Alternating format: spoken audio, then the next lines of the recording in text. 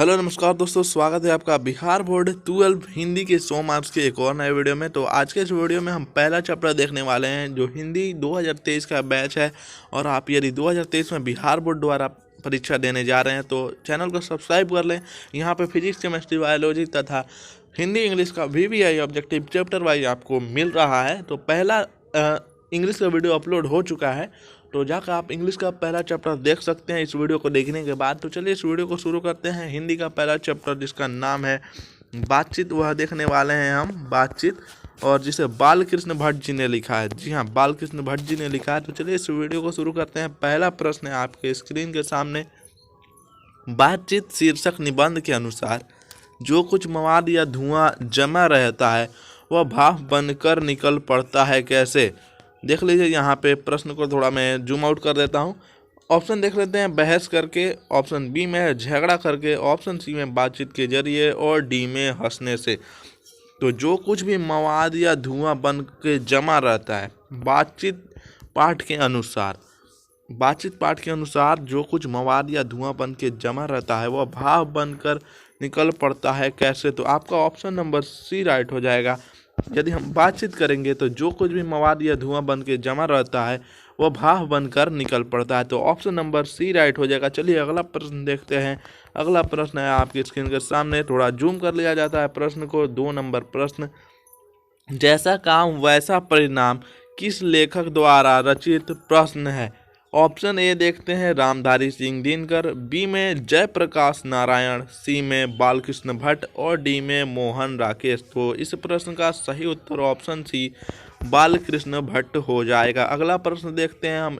Speed बनाएं, तेजी से प्रश्न करें, और यदि आपको कोई भी प्रश्न का उत्तर मालूम है तो कमेंट बॉक्स में ज़रूर अपने आप को परखने के लिए उत्तर दें। तो चलिए इस वीडियो का अगला प्रश्न है आपके स्क्रीन के सामने। 3 नंबर प्रश्न, बालकृष्ण भट्ट के पिता का क्या नाम था? जी हाँ, बालकृष्ण भट्ट के फादर यानी पिता का क्या नाम था?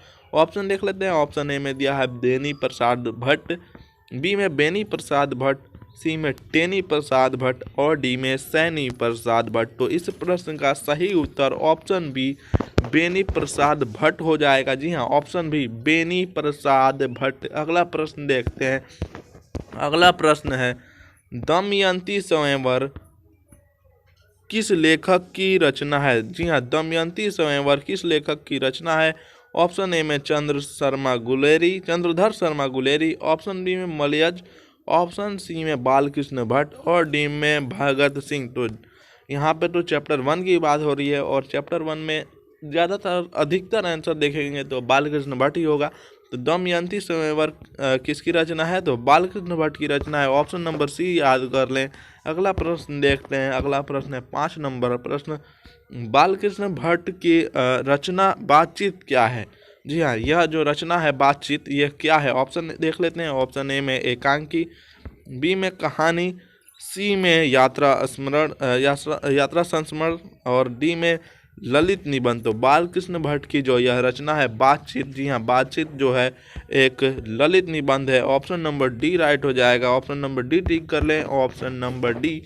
और आशा करता हूँ कि आप इस सभी उत्तर को कमेंट बॉक्स में ज़रूर लिखते होंगे ताकि आपको यह याद हो जाए।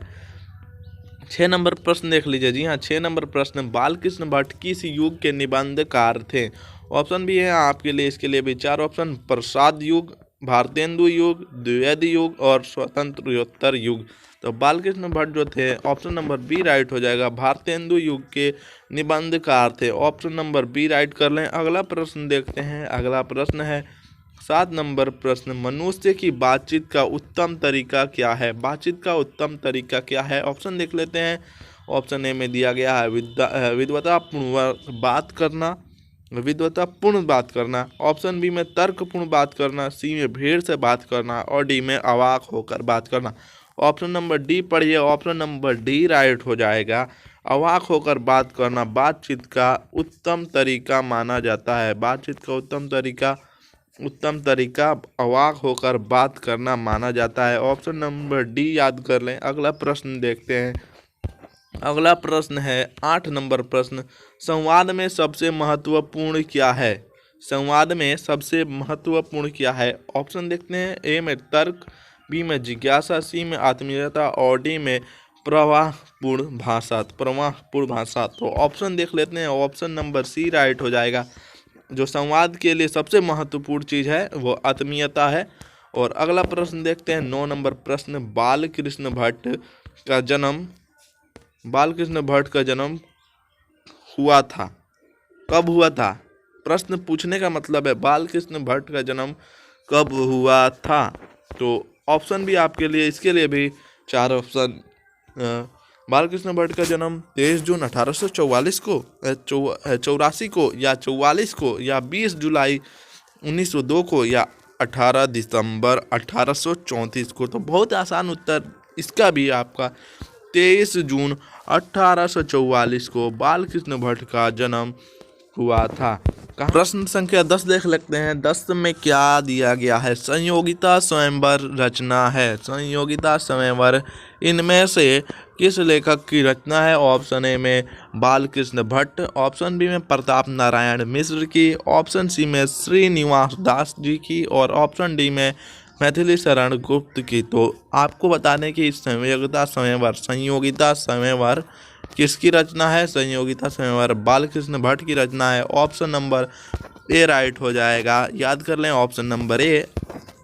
अगला क्वेश्चन पे देखते हैं, 11 नंबर क्वेश्चन है, कौन सी रचना बालकृष्ण भट्ट की नहीं है? इनमें से कौन सी रचना बालकृष्ण भट्ट की नहीं है? ऑप्शन दिखा देता हूँ। ऑप्शन ए में है आपका नूतन ब्रह्मचारी, बी में है 100 अजान एक सुजान, और नीचे ऑप्शन है 100 अजान एक सुजान, सद्भाव का अभाव, और परीक्षा गुरु। तो इस प्रश्न का सही उत्तर जो बालकृष्ण भट्ट की रचना नहीं है इसमें, तो ऑप्शन नंबर डी राइट हो जाएगा, परीक्षा गुरु।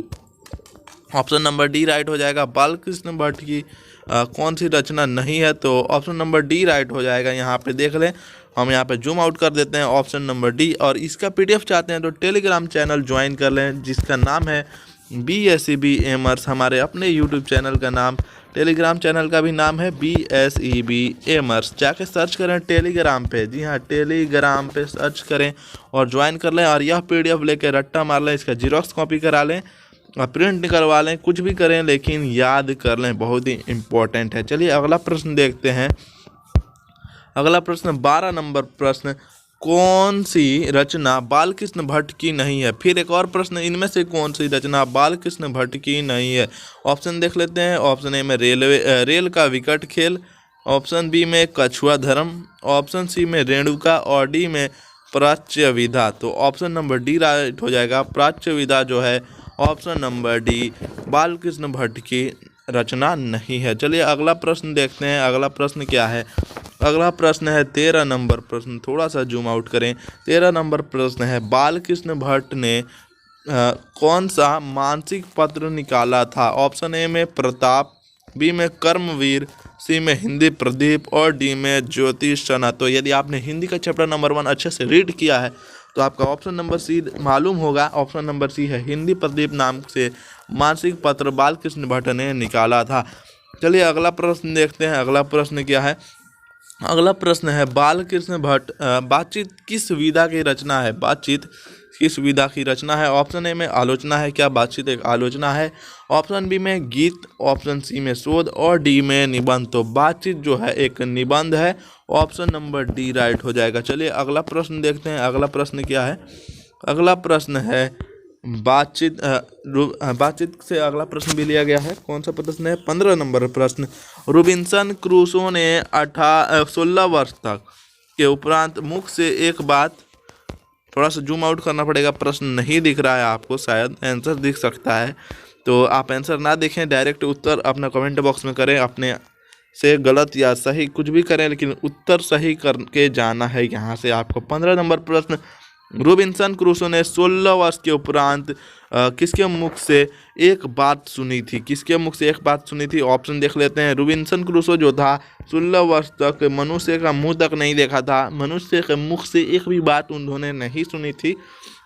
तो यह भी प्रश्न आपसे पूछा जा सकता है। तो रॉबिन्सन क्रूसो ने 16 वर्ष के उपरांत किसके मुख से एक बात सुनी थी? ऑप्शन देख लेते हैं। ऑप्शन ए में फ्राइडे के, ऑप्शन बी में संडे के, ऑप्शन सी में एडिशन के और डी में स्टील के। तो ऑप्शन नंबर ए राइट हो जाएगा फ्राइडे का। जी हाँ, फ्राइडे का नाम सुनते ही आप दिन का नाम याद मत करने लगिएगा। यहाँ पे फ्राइडे एक पर्सन व्यक्ति का नाम है और फ्राइडे के मुख से रॉबिन्सन क्रूसो ने, ऑप्शन नंबर ए राइट हो जाएगा, 16 वर्ष के बाद मुख से एक आवाज़ सुनी थी और 16 वर्षों के बाद इन्होंने मनुष्य का मुख देखा था, मनुष्य के मुख से वाणी सुनी थी। तो चलिए अगला प्रश्न देखते हैं। अगला प्रश्न क्या है आपके स्क्रीन के सामने, 16 नंबर प्रश्न। बातचीत शीर्षक निबंध के निबंधकार हैं। बातचीत शीर्षक निबंध के निबंधकार हैं, ऑप्शन नंबर डी राइट हो जाएगा। आपको मालूम है बालकृष्ण भट्ट जी ने बातचीत को लिखा है। चलिए आगे वाला प्रश्न देखते हैं। आगे वाला प्रश्न क्या है, 17 नंबर प्रश्न। 17 नंबर प्रश्न देख लीजिए। बातचीत के माध्यम से प्रश्न है, बातचीत के माध्यम से बालकृष्ण भट्ट क्या बतलाना चाहते हैं। ऑप्शन ए में बातचीत की शैली, बी में भाषण की शैली, सी में संवाद की शैली और डी में इनमें से कोई नहीं। तो बातचीत के माध्यम से बालकृष्ण भट्ट क्या बताना चाहते हैं, ऑप्शन नंबर ए राइट हो जाएगा। बातचीत की शैली बताना चाहते हैं। ये ऑप्शन में थोड़ी सी कन्फ्यूजन आपको हो सकती है, संवाद की शैली या भाषा की शैली। तो ऑप्शन नंबर ए राइट है इस प्रश्न का। अगला प्रश्न देखते हैं। अगला प्रश्न क्या है, 18 नंबर प्रश्न देख लेते हैं। 18 नंबर प्रश्न है, भट्ट जी को किसने अंग्रेजी साहित्य में यानी कि इंग्लिश लिटरेचर में एडिशन एवं स्टील की श्रेणी में रखा था। भट्ट जी को किसने एडिशन एवं स्टील की श्रेणी में रखा था। ऑप्शन ए में हजारी प्रसाद द्विवेदी, ऑप्शन बी में डॉक्टर नगेंद्र प्रसाद, सी में रामचंद्र शुक्ल और डी में रामविलास शर्मा। तो ऑप्शन सी राइट हो जाएगा। रामचंद्र शुक्ल ने भट्ट जी को अंग्रेजी साहित्य का, इंग्लिश लिटरेचर का एडिशन एंड स्टील की श्रेणी में रखा था। चलिए अगला प्रश्न देखते हैं। 19 नंबर प्रश्न, दमदार वीडियो है ये आपके लिए, अंत तक देखेंगे तो। 19 नंबर प्रश्न है, बालकृष्ण भट्ट का निवास स्थान कौन सा है। बालकृष्ण भट्ट कहाँ पैदा हुए, यही पूछ रहा है यहाँ पे आपको। पहला चैप्टर में पहला जो पेज है ना, उसी में आपको दिख गया होगा कि बालकृष्ण भट्ट कहाँ पैदा हुए। तो पैदा जहाँ हुए हैं वहीं रहते थे, या उन्हीं का निवास स्थान वही माना गया। और ऑप्शन बी राइट हो जाएगा। बालकृष्ण भट्ट इलाहाबाद उत्तर प्रदेश, जिसे हम प्रयागराज भी कहते हैं, ऑप्शन बी राइट कर लें। तो सुपरफास्ट एक्सप्रेस। चलिए 20 नंबर प्रश्न देखते हैं। 20 नंबर है ये है आपका बिहार एक्सप्रेस। 20 नंबर प्रश्न, बालकृष्ण भट्ट ने किस पत्रिका का संपादन किया। ऑप्शन ए में आर्यवर्त, ऑप्शन बी में हुंकार, ऑप्शन सी में हिंदी प्रदीप। तो आपको मालूम है हिंदी प्रदीप, देखिए तो मारिए बालकृष्ण भट्ट, देखते देखते हिंदी प्रदीप टिक मारिए, ऑप्शन नंबर सी राइट हो जाएगा। अगला प्रश्न देखते हैं। अगला प्रश्न है आपका 21 नंबर प्रश्न, बालकृष्ण भट्ट ने हिंदी प्रदीप नामक मासिक पत्र निकालना कब प्रारंभ किया। बालकृष्ण भट्ट ने हिंदी प्रदीप नामक मासिक पत्र निकालना कब प्रारंभ किया। ऑप्शन ए में 1877, बी में 1888, सी में 90 और डी में 1894। तो 1877 में बालकृष्ण भट्ट ने हिंदी प्रदीप नामक पुस्तक नहीं पत्रिका संपादित किया था। तो हिंदी प्रदीप 1877, हिंदी प्रदीप 1877। अगला प्रश्न देखते हैं।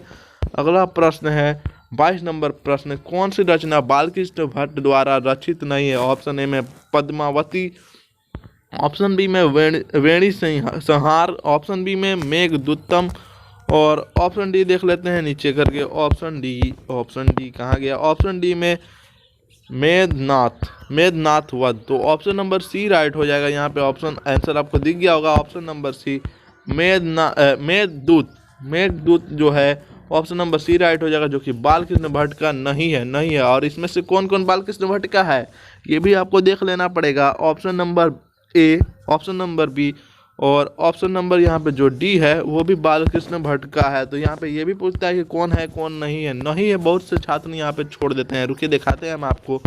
यहाँ पे आप ये पढ़ लेंगे ना, नहीं है छोड़ के पढ़ेंगे तो कौन सी रचना बालकृष्ण भट्ट द्वारा लिखी गई है, तो आप यहाँ पे कुछ भी गलत टिक मार सकते हैं। तो ध्यान से प्रश्न पढ़ना भी एक बहुत ही अधिक जरूरी होती है आपके लिए। चलिए अगला प्रश्न देखते हैं। 23 नंबर प्रश्न, कौन सा उपन्यास बालकृष्ण भट्ट का द्वारा रचित है।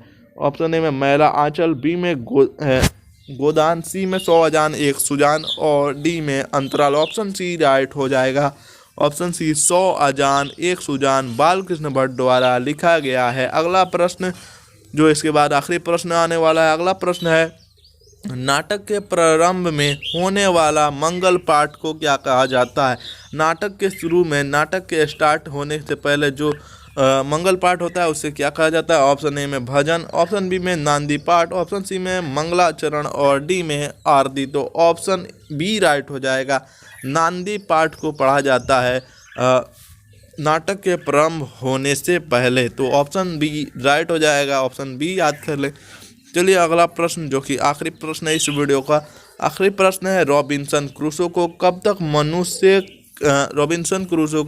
मनुष्य का मुख को नहीं देखा था। मनुष्य का मुख को नहीं देखा था 16 वर्ष तक, 16 ईयर्स तक मैंने पहले इस वीडियो में बता दिया गया है।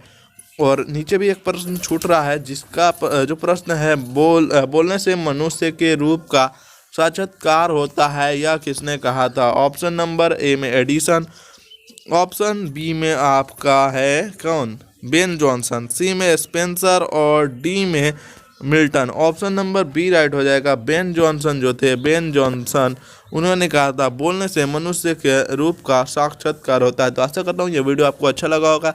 और यदि आप इसका PDF बिल्कुल फ्री में चाहते हैं तो टेलीग्राम चैनल ज्वाइन कर लें, जो कि आपका अपना टेलीग्राम चैनल है BACB एमर्स के नाम से। तो जाएं ज्वाइन करें, इस PDF को लें, प्रिंट आउट निकालें और रट्टा मारें या कुछ भी करें, आपको बोर्ड परीक्षा में 90+ पढ़ने के लिए यह काफ़ी है। तो चलिए इस वीडियो को अंत करते हैं। यदि आपने इंग्लिश का वीडियो नहीं देखा तो यह रहा आपका इंग्लिश का वीडियो, इसे क्लिक करके इंग्लिश का वीडियो ज़रूर देख लें।